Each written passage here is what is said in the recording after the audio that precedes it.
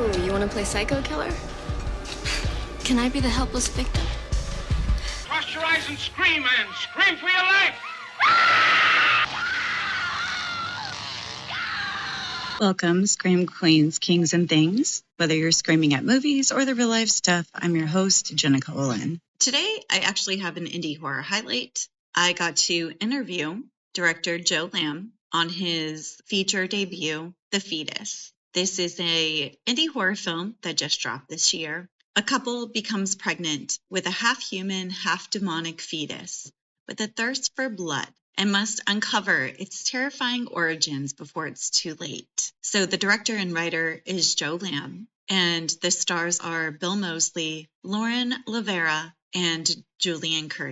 I can't say enough good things about this movie. I really enjoyed it. Right now, it has pretty low ratings, but I think that's because of its indie horror nature. Overall, this movie delivers. And I don't just mean delivering a baby. It delivers body horror. It's on video on demand, so it can be rented or bought. There are no physical copies yet, but I highly suggest seeing this movie. Joe Lam worked really hard on this, and right now it's not getting the attention it deserves, quite honestly. I had a really great conversation with him, so I hope you enjoy it. And this is my episode for the first week in November.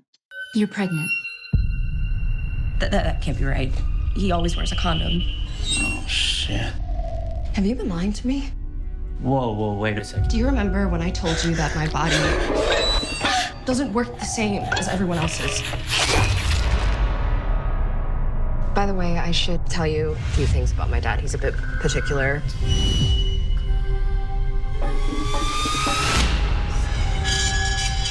I was more of a cat person. Are you gay? Well, I think your dad and I see eye to eye. He doesn't really like anyone. Oh, hey! It's time. Dad! No, Dad! Very special episode. I am interviewing director and writer Joe Lam of The Fetus. And your movie came out, was it May of this year? We were in a few theaters back in March. Okay. And then online digitally in September. Because I know I've personally rented it on VOD through like Amazon, and I wanted to rewatch it again to prepare for this interview. So I actually ended up buying it. So I've seen this movie like 3 times now. So I'm prepared. Wow. Well, thank you. Of course. I really like the movie. I kind of wanted to get some of the background and where you come from, what knowledge you came with when it came to directing and writing a feature-length film. So I looked at your IMDb page, and you've been the producer of about 19 short films, starting in 2005. And The Fetus is your directorial debut. And I saw that like your first one was in 2005. So that's like 20 years of short films. How did that help you with The Fetus? I always felt like I wanted to really understand how to hold an audience's attention and lead them on a character journey, and not just make a movie just to make a movie. Because you can, make something that's an hour and a half and it doesn't move people emotionally or intellectually or any of that. It's almost, sometimes it kind of feels like filler. And I wanted to understand how to take an audience through a specific journey where I wanted to shape every single moment of their emotion and what they're thinking and what they're feeling. And I needed to do so many short films to get to that point where I felt, okay, I'm ready. Because every time I'd show my short films to people, most of the time it just didn't work for them. And it just requires that experimentation and, constant creativity of making the next project till finally my last short film that I directed, it was my 12th short film that I directed, because not all 19 I directed, I produced them. That one went on to win 56 awards, and I would screen it with an audience, like everybody was just frozen still, like nobody moved. And I knew I'd captured them and I held their attention from beginning to end. And that's the moment I said, okay, I'm ready for a feature now. That's amazing. That's got to be a good feeling. Perfecting your craft and tapping into the interest of, your audience. And I'm sure that varies from audience to audience. And that is like a tricky thing when it comes to like culture and just, where we are in place and time and things like that, people's ages, all that stuff varies on what their interests are going to be. What is your demographic that you are focusing on when it comes to these films? Well, my goal is to tell a universal story so that if anybody watches it, they're along for a roller coaster ride where they understand each character in terms of like, what's their trauma? What's at stake for them? What if they don't achieve their goal? What happens to them? So those to me are the type of stories and the structures embedded in stories that work to grab my attention. Because honestly, Janica, like nowadays, it feels like 9 out of 10 movies that I watch in the theaters, they just don't grab me. Yeah. Yes, there's stuff happening on the screen and all these things, but it doesn't all come together in a cohesive way where I feel like I'm being guided along characters who are experiencing a certain transformation. And that's what I wanted to put into The Fetus. And it's one of the hardest things to ever do. It's not like you're making widgets. You're not making pens or pencils to sell. You're creating something that has to work on so many levels of mind and emotions. Yeah. Do you consider yourself a feminist? Because I would say that this is a pretty feminist forward film. I don't know. I don't really classify and, share whatever beliefs that are in me, because to me, it's more of if people can watch this and they can relate and they can see themselves in it, whichever side you're on, political wise, so like we never try to take a stance with the movie, because when I've seen filmmakers that do that, for example, I think there was a documentary once and it had to do with climate change. But then they put one of the presidents there, towards the end of the trailer. And then it just turned off everybody, when they saw that it was kind of going against the president, who was, in office at that time. So then the people that were already for climate change, they didn't need to see it because they already believed everything in there. But the people who they wanted to watch it, like they rubbed the wrong way. So then this documentary ended up not being watched by anybody. You see what I mean? Yeah. So it's kind of, yeah. There is a lot of bodily autonomy within this, though. Like when I watch it and we find out that our main character, that she's pregnant, there's a lot of, there's like a family history there that she believes, like when it comes to her health and pregnancy and things like that. And so there's already this anxiety and fear around the pregnancy before it even occurs. And that alone it's a pretty feminist take, no offense, on pregnancy. You're not just looking at it from a male's perspective anymore. You're looking at it as this person has a history that can affect their bodies. And explain to me exactly, like, what was your goal? Why did you tackle pregnancy in this film? Yeah, and it's interesting what you're saying is because you have that viewpoint, right, from your perspective. But when I've seen some of the reviews online, people have taken it from both. They say, "Oh, this is a pro-choice movie," or another one says, "Oh, this is a pro-life movie." And that's what's interesting, because people who are watching it, they are seeing the perspectives expressed by the characters, right? Yeah. So I find that fascinating. But in terms of, can you reiterate that second part that you were saying again? Just what made you want to tackle pregnancy and bodily autonomy in that way? Right. Yes. So I try to imagine what it would be like if something that I did not want in my body was affecting me, coming out of my body and threatening it in a way that if I got rid of it, I could potentially die. And it's really just tapping into just a primal fear, as opposed to having a villain that's, coming through the door or the window with a knife chasing after me and I could run away. But if that force was inside of me, supposed to be like an evil entity inside of me, how do I run away from that? And then it would be fascinating to see how it would be the tides would turn where I could possibly embrace it, because I'm like, well, I grew up the same way. So maybe there's a chance that even this thing that's coming out and killing people, well, it could grow up to be good, So that moral dilemma was what really fascinated me. And I couldn't do it with a man's body. It wouldn't have made sense unless it was something else. I do understand there is, some women, they do have a fear of getting pregnant, and it's understandable. Not every woman wants to have children.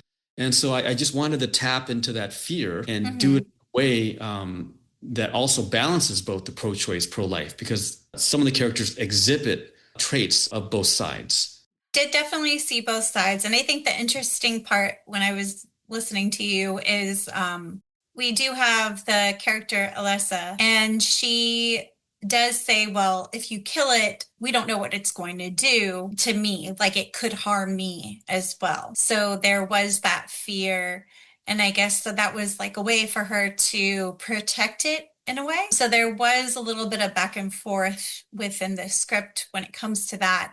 For me, what struck me in the beginning was her concern of, my body isn't like anyone else's. My body's different. The pregnancy is different for me. And there are a lot of women who have, pre-existing conditions that make it where a pregnancy might not be viable for them and could put them in a lot of danger. So that's kind of where my mind went to when I saw that whole scene play out in that dialogue. Was any of that in your mind when you wrote specifically about women's health and pre-existing conditions? Yeah, absolutely. Because it's just, and it's, I mean, besides that, it's the fact that her father is really trying to get her to do what he wants and subvert her own autonomy, for his own selfish needs, But in terms of, the health aspect, absolutely. I was fully aware of that, because the implications of it's not just something that she can just, like a normal person would just say, I'm going to cut this out and be rid of it. But if you knew that your mother died in the same way that your mother died giving birth, if you give birth, you could die too. And then if you don't feed it, like her father says, if we don't feed the fetus, it's going to start sucking on her own blood. It's going to kill her. So she has to do the deed that she doesn't want, the evil deed of this thing going and killing. But it's also done in a way that it's not in her own control, right? Yeah. So a lot of this movie, she's fighting for her own control, her own autonomy. And we see that in the various ways of the creature behaving in her body, her father, her boyfriend, right? It's a lot of this forced upon her. And that's a part of what I wanted the women to experience. Men aren't going to get that, to be honest, But you tell me, as a woman, does that come across, that kind of pressure? It does. I think for me, watching this film, what was striking to me was the fact that if this fetus didn't get what it needed from the outside world, which for me, as a woman who has been pregnant, has a child, that would be the nutrients I put in my body, everything that I eat, everything I consume. And so many people have different opinions on what women should be doing while they're pregnant. Right? What they should be eating or drinking, don't have coffee, all these things. I would be like, if I had caffeine, you shouldn't have caffeine while you're pregnant. Like, shut up, leave me alone. No. As a woman, you're very aware a baby inside of you it's like a parasite. It sucks the nutrients from you. It literally takes the marrow from your bone. And if you don't make sure that you have enough nutrients for you and that baby, it's going to strip everything away regardless if you have enough for yourself. So to me, that was like I don't want to put feminist in there, but it is a very empathetic view towards women and their bodies and their experience when it comes to pregnancy. Do you have children? I don't. Are there any experiences that help shape this, this narrative around women's bodies? And did you talk to any doctors or anything like that whenever you were looking at this script and writing it? I did not. This is just from my understanding and just living in this world and and just seeing what other people have experienced. No, obviously I've never experienced anything like this. Plus I'm not a woman, Yeah, so I hope that answers your question. It does. It just shows me you have a lot of empathy and you seek understanding of things outside of yourself, which is nice. And I think that comes across. And I think a lot of times I'll see men write about these things and they get it wrong so much, so wrong. I'll watch a thing and I'll be like, oh, man definitely wrote that. I don't really get the sense that a man definitely wrote that in this. I connect with it a lot more when it comes to bodily autonomy and the experience of pregnancy. That's interesting, because when I wrote this, and I would send this to people for feedback as well, and they would help shape in terms of, because I'm not a woman, right? So we have a co-producer, her name is Brielle Lee. She's a female, and definitely consulted with her to make sure we are representing Alessa in the way that can connect with women and have it so like skewed from my male perspective. And that was a case of, me understanding that one of her superpowers was to believe in and encourage the men around her, like her boyfriend, and in terms of like, hey, I see more inside of you as a father, you can overcome this. Or believing that her own father, it's like there's good in him, but he's being manipulated by this other entity.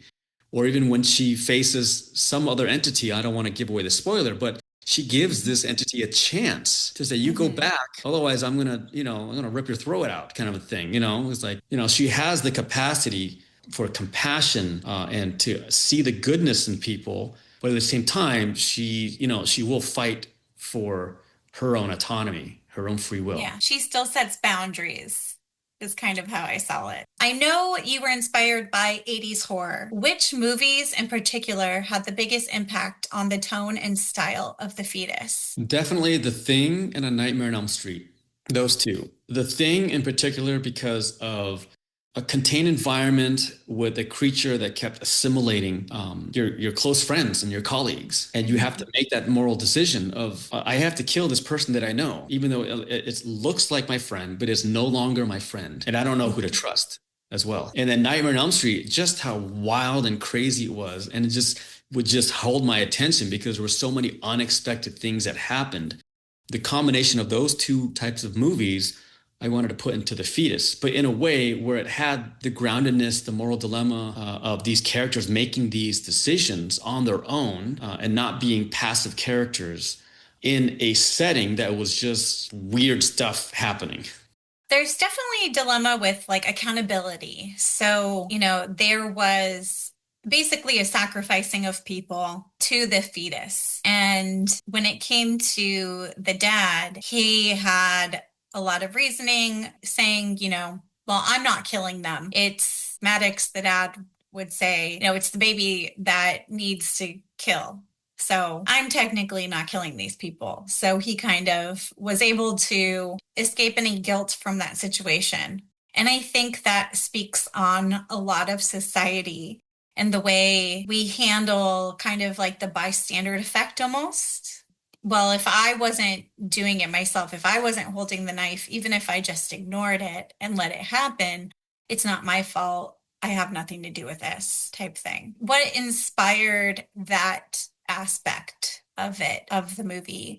Or was that just a symptom of the pregnancy of the fetus? I think for me, it's just the complexity of human behavior. Mm-hmm. That's not always so black and white, where you can do something that's really terrible and you'll feel bad about it. And like you said, if the person finds a way to in a sense, justify that they didn't do it, it's like, oh, I don't like this person, so I'm going to fly over with them in a helicopter.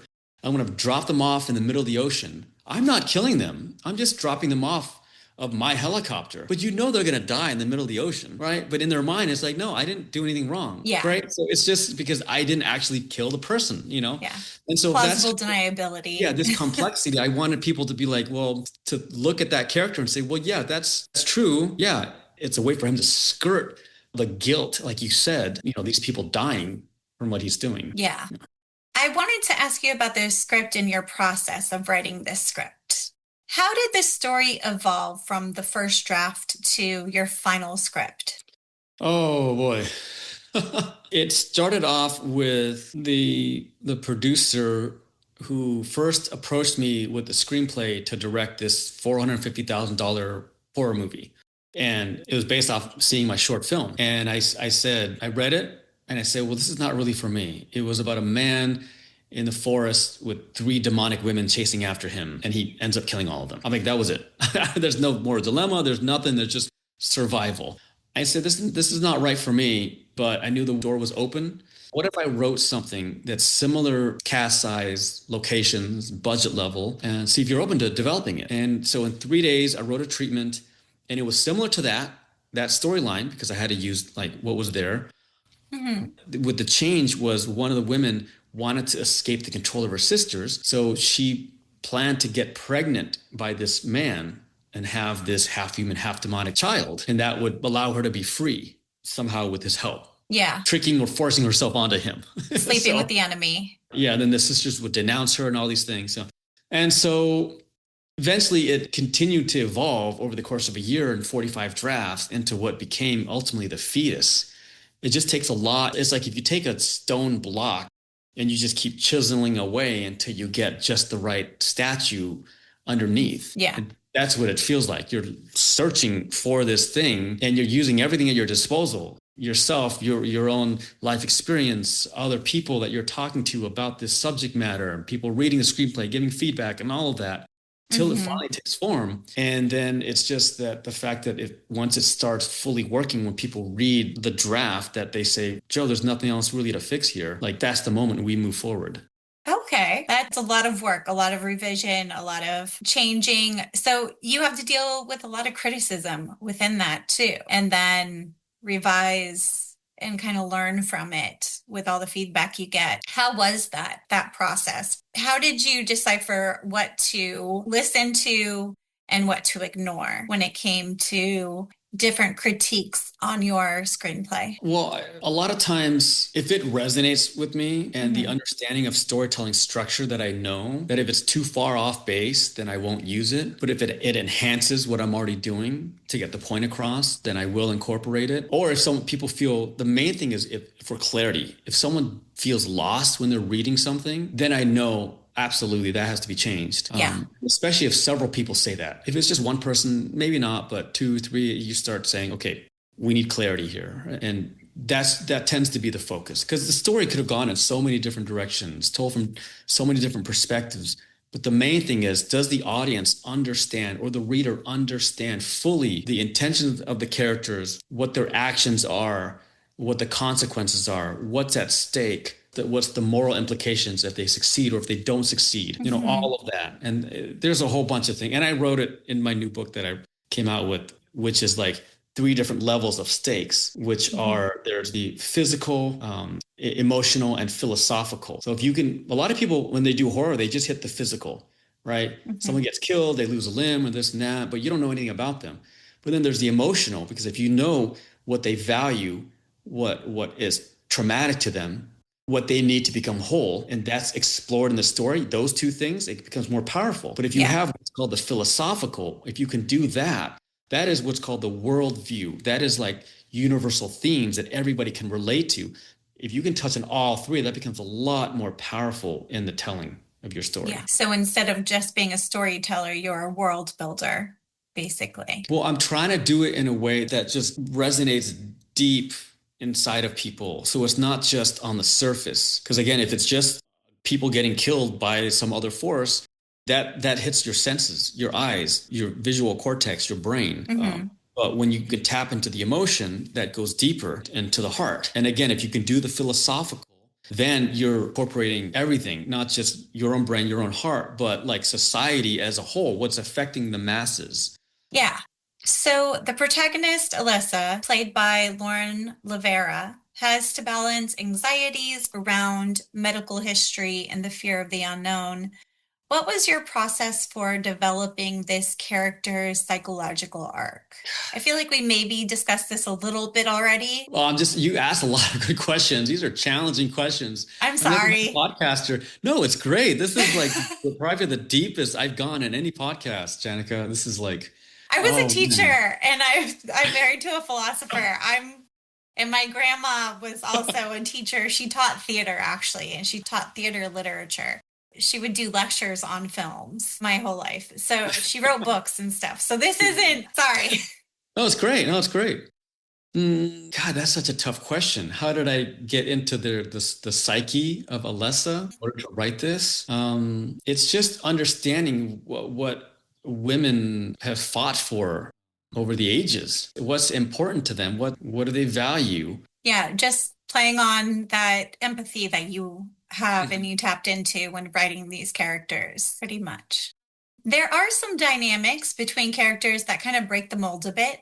we have Bill Moseley, who plays Maddox, a single dad, and he makes some big sacrifices to keep Alyssa safe. How did you decide on those plot devices? Like, usually it's a single mom, right? But in this case, it was a single dad. And he's willing to sacrifice people. He's even willing to sacrifice this fetus so that she is safe. He also has his own hidden agenda. Well, not so hidden, but he has his own reasons too, and it's not selfless by any means. But there's definitely, you can tell that Maddox loves his daughter, and he did make sacrifices in the beginning for her. And this was his redemption, basically. He found a way to redeem himself to this entity. That's all I'm going to say. I'm not going to give away spoilers. But that's a very complicated thing right there in itself, everything that I just said. So can you explain that a little bit? Boy, yeah, it's hard to explain, but I wanted to see a character like this be conflicted in what he's doing at certain moments in the story. But he changes because certain other characters change.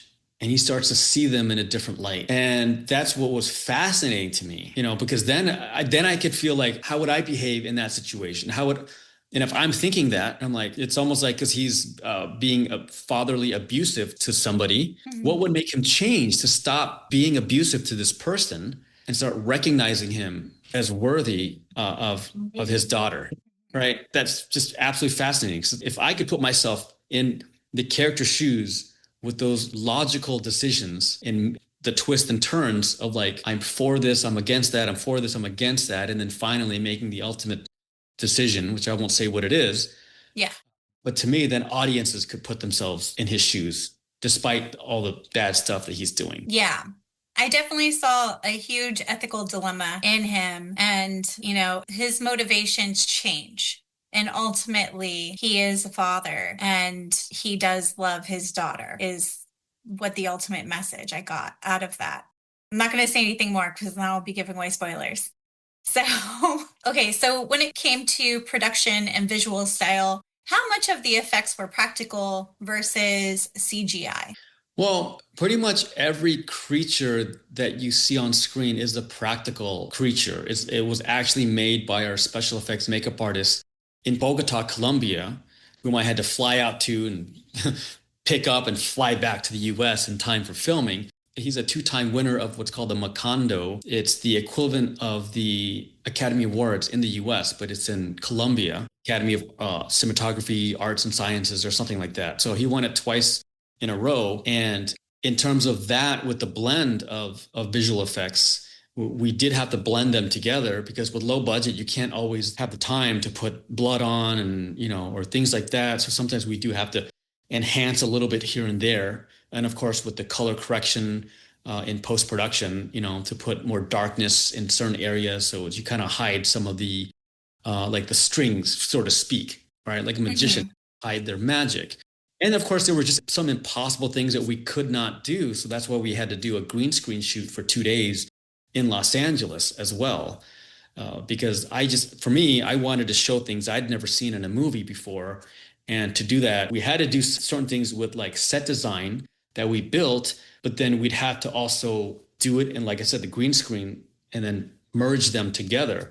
And sometimes people think like, oh, how did you do this particular shot in the trailer where the fetus shoots out of Alessa's body, hits a man in the neck? It's this wide shot. And that's literally, those are practical, but they're 2 practical shots put together. That is not CGI. And so, but I feel that it blends together pretty well. And, people buy into it, because when we show them the trailer at horror conventions, they look at it and they're like, oh, they get squeamish, or their jaw goes to the floor and they have a visceral reaction. That's exactly what I wanted. So it's a blend of both.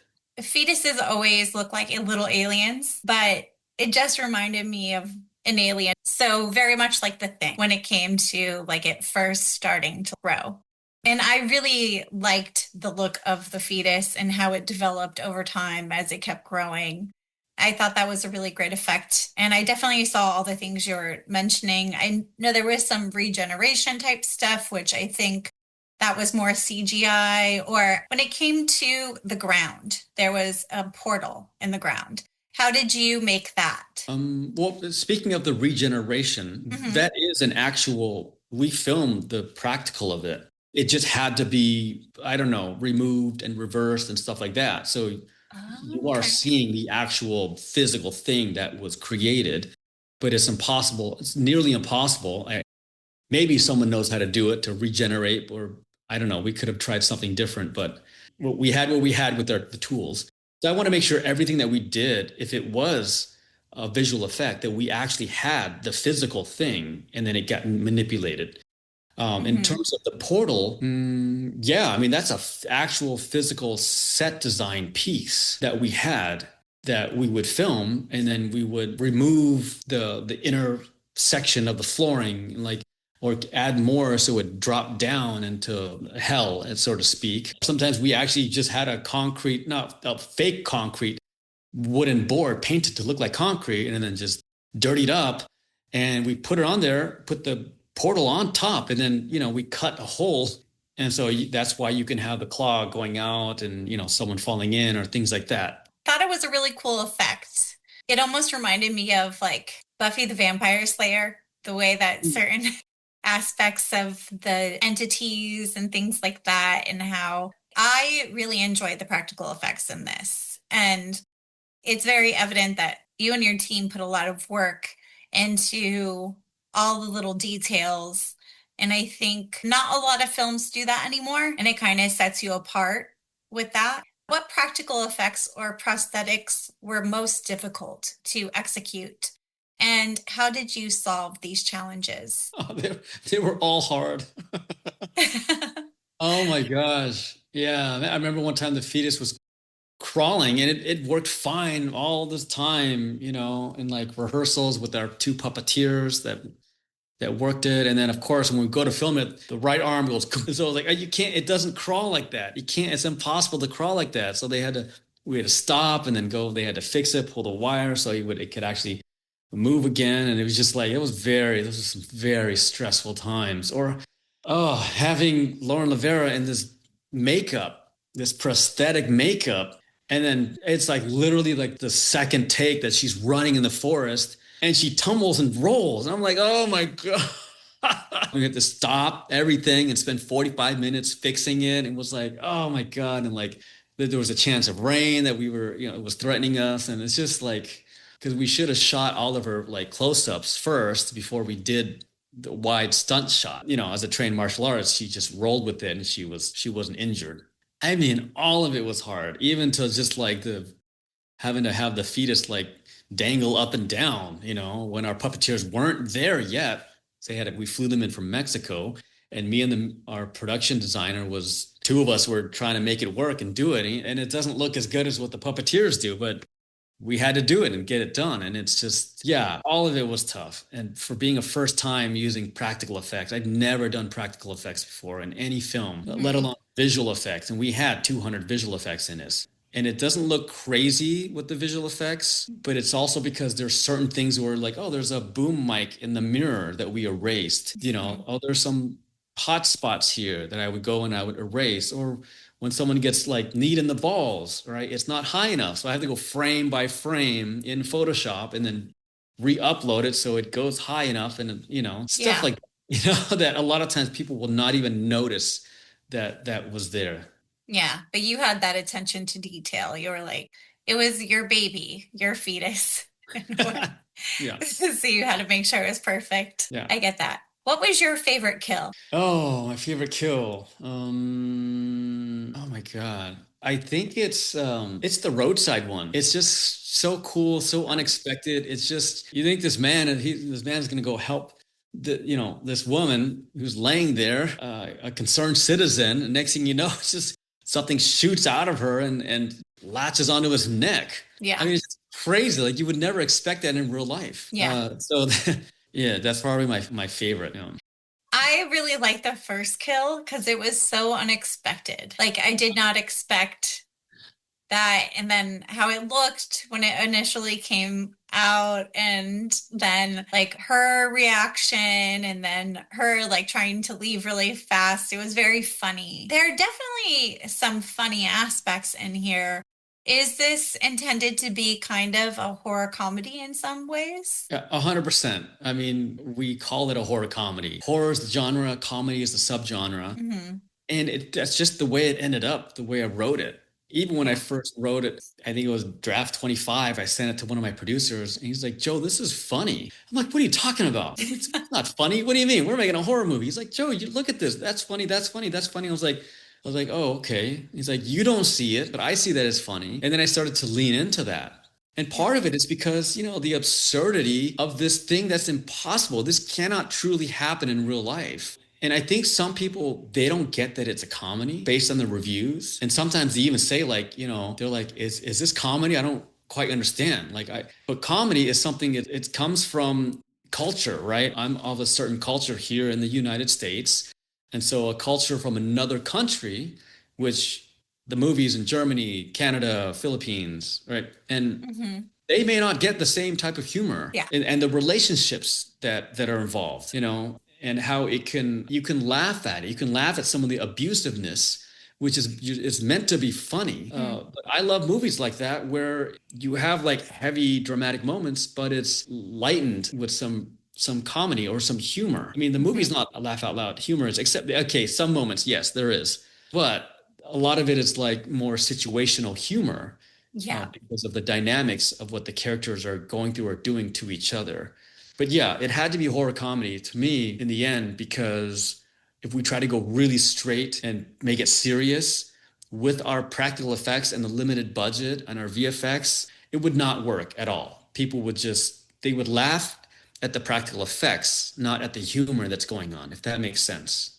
Yeah. No, it does. There's an absurdity to it that you have to lean into. And so I think that you did a good job leaning into that. And there are definitely some highlighting moments where it was very funny and over the top, but it also emphasized the point of it. So I thought it worked really well. So when it comes to your cast and collaboration, you got some legends. You got B Horror World legend Bill Moseley and rising final girl Lauren LaVera. How did you approach them for these roles, and what made you decide that they were the right people to play the part? I felt for casting, we had to start off with the older villain character. And the reason we started that way was because they come with more of a history and a fan base, right? Someone who's been in the industry for 40 years, like Bill has, more than 40 years, I think, over 120 credits to his name. Most of it's in horror. We could then, that would be our anchor to a gateway to reach the audience, the connection. When you're trying to cast younger characters, they're newer to the industry. They may not have as much of a following, especially in the genre that we're telling the story in. And so he was my top 3 choice. And thankfully, he said yes after 3 hours of receiving the screenplay and the offer. So he was on board. The next one to cast was the female, and Lauren LaVera was not a sensation because this was before Terrifier 2 hit. Yeah, the timeline, I was going to say, you picked right unintentionally. Right, because there were 7,500 actresses who submitted for the role, and she just stood out head and shoulders above everybody else. The other actresses, they were great, but Lauren was the character in her self-tape audition. There was no finding the character. I mean, she would just fully immerse herself with the emotions and the watery eyes and in her delivery that I just said, like, how can I not hire her for this? And then after, speaking to her over Zoom, and she was in Italy and we chatted, she asked me some feminist questions, things like that as well. So it's important to her. And she felt I love that. She wanted to jump on board this project, Yeah, so that's how it happened. It was before Terrifier 2. Yeah, the timelines. Yeah, what a coincidence, right? Where did filming take place? And how did you design or decide on set design? I know, you had an initial script you were working with, so you're like, this is the setting. You already had a setting. But how did you decide on the physical place? Was it an actual house or was it like a set? We shot in Pennsylvania, Scranton, and the Poconos, which is like this forest road area, and then Tafton. So the cabin, the main setting, was something I found on vrbo.com, which is the vacation rental site. Yeah, and I use them. Okay, yeah. So I kept looking in different states, New York, New Jersey, Oklahoma, because there was also what's called tax incentives, where if you spend a certain amount of money there, you can get some of that money back, like 20%, 25%, and that would help alleviate the budget and the return for the investor money. Finding that cabin was great because it was 6 bedrooms, but it had more rooms besides that we can use for makeup or other departments to set up. But it was also like I slept there in the cabin. I like somewhere in one of the basement rooms, and several of the other cast and crew slept there, and we would move people out, like the day players, the actors that would come for one day, they would stay and they would leave. The next day player would come and stay in that room, and we just clean it out and swap them. And so that was so convenient because I also had to do what's called DIT, where I would dump the footage after the card was full from the camera, transfer it to a laptop, and then delete it and then give it back to them. Me staying there was helpful. But yeah, great location, big, spacious. You could enough to move equipment around. Good. That's nice. So it was already fully decorated. Did you change anything to the Verbo recording or? Yes, there's certain things when there's paintings, you have to get the right from the artist. And so that's sometimes it's impossible to do, is you have to take down the painting, replace it with something else, or Jacqueline Amore, who was our props and set designer, would actually know that that's there, paint it at home, or have it shipped over, replace the painting, or like the basement. The basement was originally white, and it had a ping pong table there and a hockey table and all this other stuff. So we had to clear it all out, paint the basement because white was not going to do it. It's going to be too bright. And like put trash bags over all these white pipes as well, so signify it was like, well, the character put the bags to catch water leaks. Were the owners of the house, they were okay with that? They pre-approved it and everything, and they didn't have any issues? They didn't have any issues because we painted it back. Yeah. Oh, okay. It was easy to just paint it back to white and reset everything the way it was. Yeah. Okay. Well, that was nice.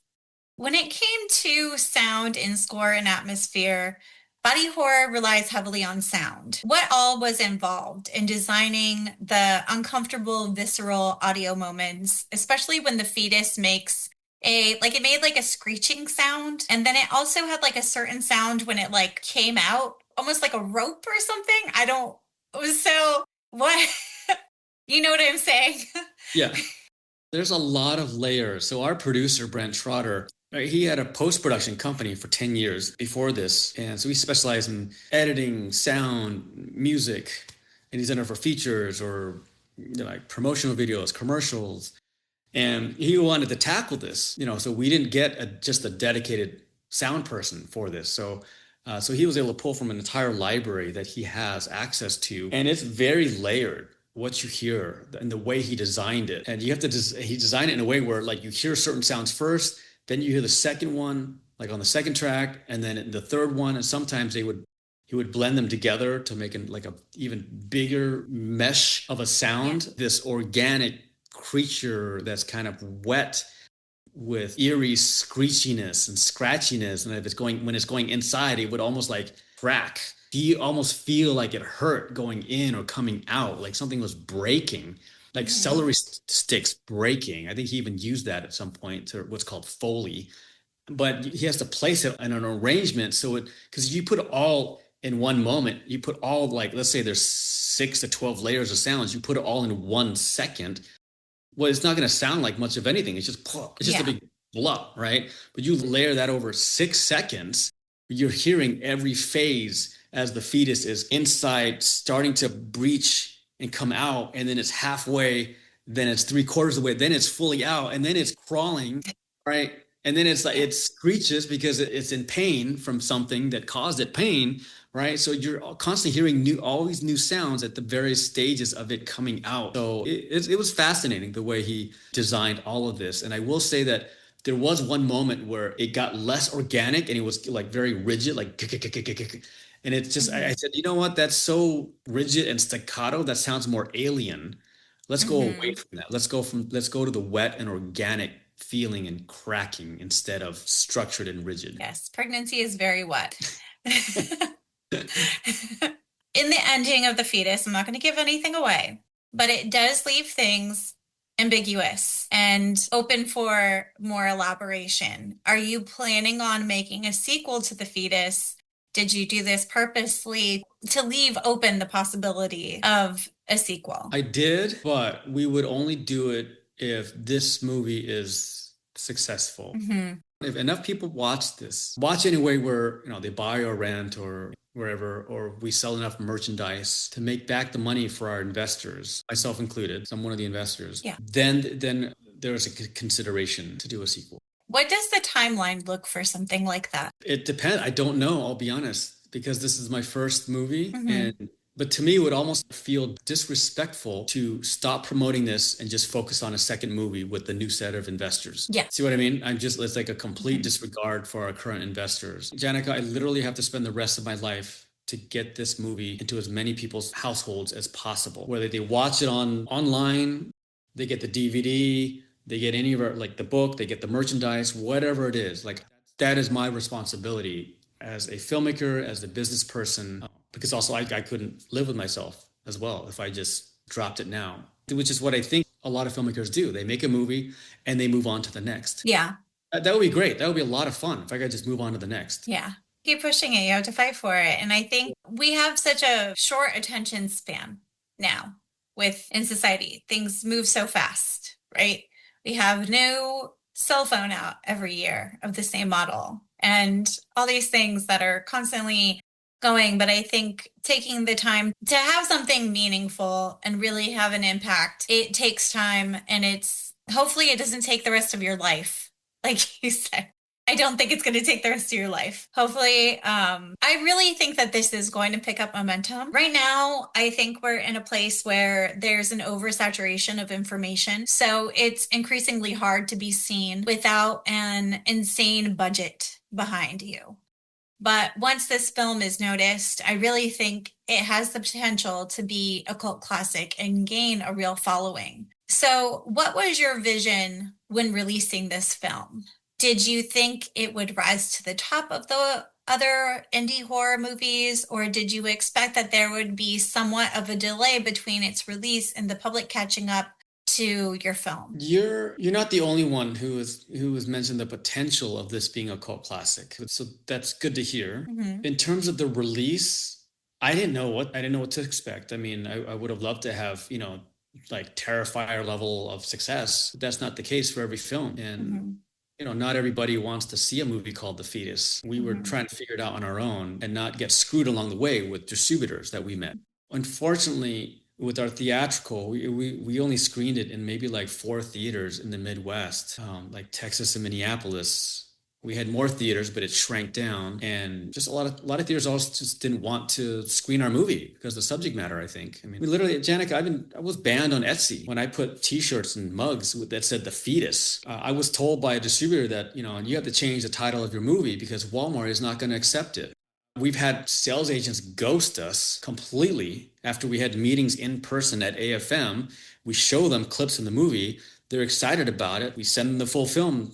Nothing. We've had CEOs call emergency meetings on our movie specifically.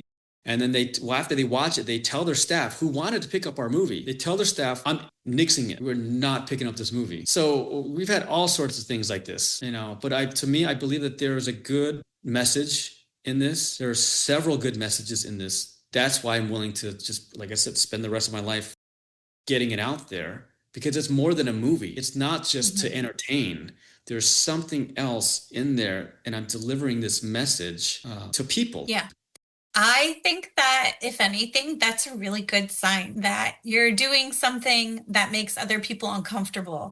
And that's what art and creation should do. If everyone's comfortable with it, then you're playing it too easy. You're playing it too safe, is my motto.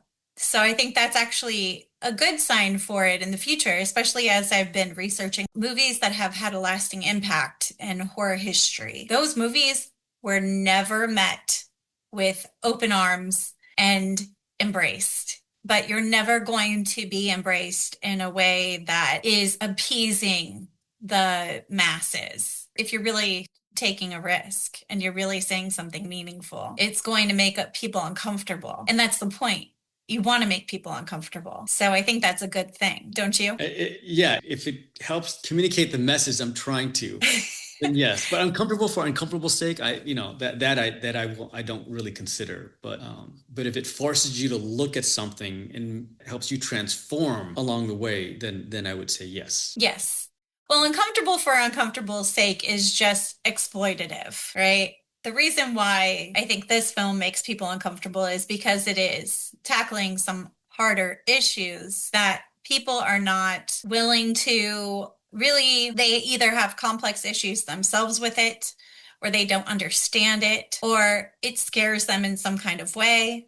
And in those ways, those movies that give that visceral reaction, I find that later on, when the audience catches on to what's happening, it has a more lasting impact. Like one of my favorite horror films is Freaks from the 1930s. I love that movie. That movie was banned everywhere. Everyone hated that movie. It was so disgusting to all these people. It was like, how can you do this? How can you, those are the movies I love, because nothing about that was exploitative either. It was embracing the macabre. It was embracing these taboo subjects that people don't want to be faced with. And I think that's important to do, especially within horror. I agree. I absolutely agree. My last question for you. Right now, it seems like we're in kind of a cultural shift, and there's also marketing isn't the same as it once was. What are your plans moving forward to continue pushing for visibility? What's your plan at this point? It's really to create ancillary products that complement the film. So we have like a fetus prop that is on a keychain that is a handmade replica of the creature that was created and designed by our award-winning special effects artist. Of course, we have the posters. I do have to mention this, which is the book. So I wrote a book called Delivering the Fetus, and the subtitle is How to Make a Killer Low-Budget Horror Film with Practical Effects. And to me, this is something where whether you're a horror fan or you're a filmmaker, you can get a lot of value from this, because you can understand the 5-year journey that it took for us to make this movie. And you get a sneak peek of really what goes on to making some of your favorite horror movies. Whether your fans love the fetus or not, it's something where they can get a better understanding and appreciation of the love, the care, the attention to detail that over 100 artists put into making something for the audience. I did not make this for myself, Janica. There's far better things I could do with my time that would be enjoyable. But it's because I saw this story in my head, in my heart, and I said, this is valuable enough to spend years of my life for other people to experience. Mm-hmm. And I want to commemorate my first movie by literally spending 9 months writing this book. And that's what I did. And for people who are filmmakers or they want to explore creativity or make their first feature film, this book is something that can give them the spark, the ignition to become creative. Like yourself, you're a podcaster. This is creative. What you're doing right now, you're creating something. And I'd love to see more people keep that going, especially with the advent of AI that's coming now. But for us to get in the dirt and actually do things on a physical level, not just in the digital realm, which is that's easy to do. But a book like this will help you understand how to put all the elements together of the financing, bringing on the cast, the crew, the logistics, what it takes to get crew housing and locations and tax incentives and distribution, merchandising, marketing.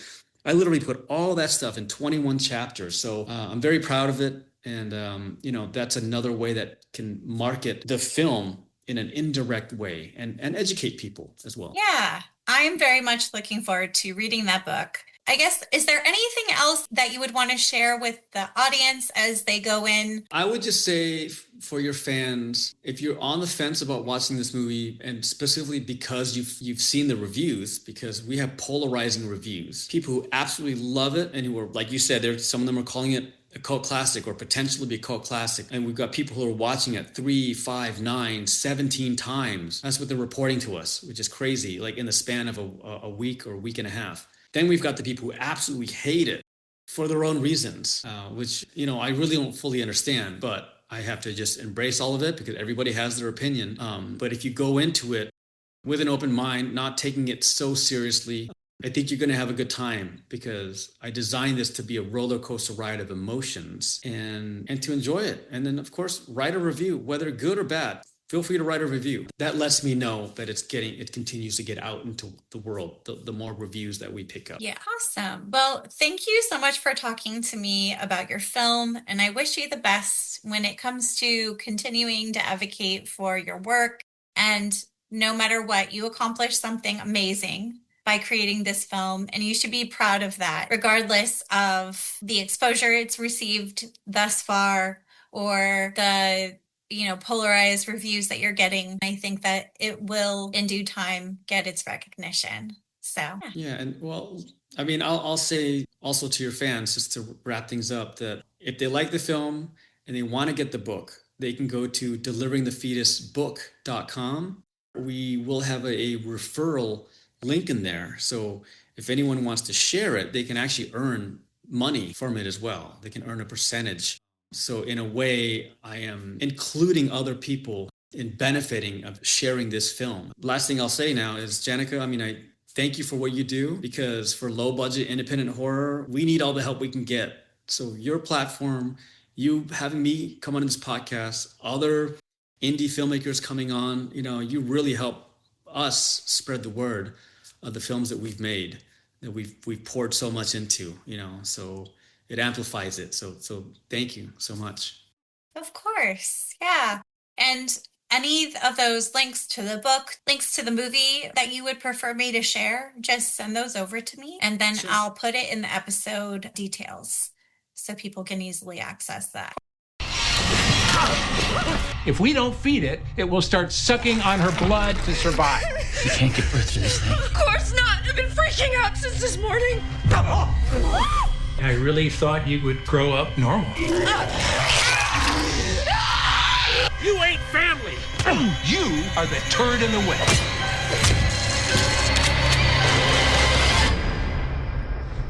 Weekly horror update. So we have the Frankenstein movie by Guillermo del Toro that is on Netflix today. I will be watching that movie later. I'm excited for it. I've heard mixed reviews. It's got me a goth. I'm all for it. So in theaters this week, we have Die My Love. It has a limited release. It's a thriller starring Jennifer Lawrence and Robert Pattinson. I think this looks really great. It kind of shows the unraveling that happens when you are forced into isolation within a domestic life. That's what I picked up on, but I could be wrong. There's also the Predator Badlands movie that's in theaters. It's the latest entry in the Predator franchise, starring Ella Fanning, and follows a sympathetic human and a predator outcast who must team up. This one actually looks interesting. I'm probably not going to see it in person. There's also a movie, Christie, that's in theaters. It's not a horror movie. It also looks like fucking shit, and Sydney Sweeney should not have been playing this role. So I'm skipping that. Hard pass. I did start watching the new Welcome to Derry show, and while I have enjoyed the writing and the dialogue between characters so far, it has also pissed me off because the things happening are fucked up, of course. I don't like the CGI. I'm not a fan. I'm not a fan of all the CGI. It's very boring to watch. It's not scary. It looks stupid. Yeah.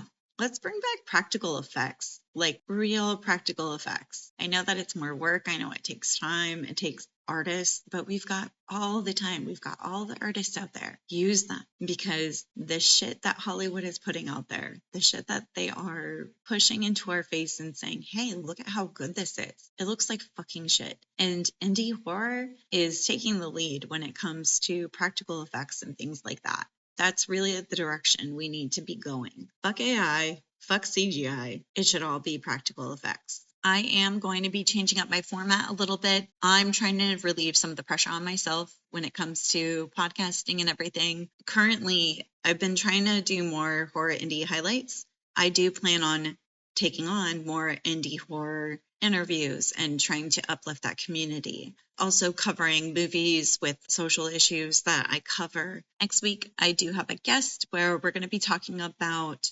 Indigenous issues in America and a month that I'm calling Remember November, serving up colonization and the truth about what you're thankful for this month.